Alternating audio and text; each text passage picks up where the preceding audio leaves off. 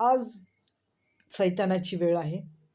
कालांतराने देवाची वेळ येते आणि देवाची वेळ येते ना, तेव्हा ती चांगल्या चांगल्याला पाडून त्यांचा नाश करून ती पुढे जाते.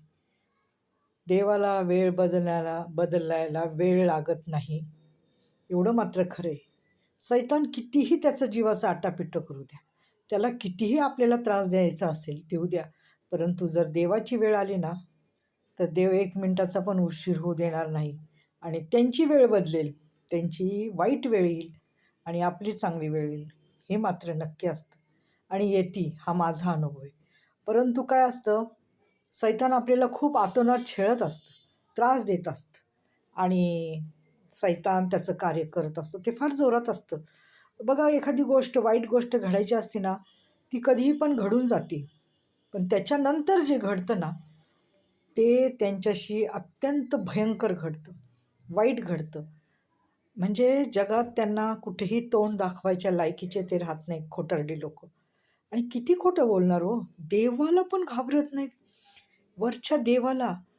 अरे काय तुम्ही माणसाच्या जातीचे आहात का सैतान आहात?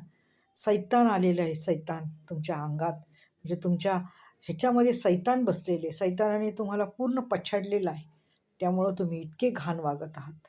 परंतु वेळ बदलेल, तुमची पण वेळ बदलेल आणि आमची पण वेळ बदलेल.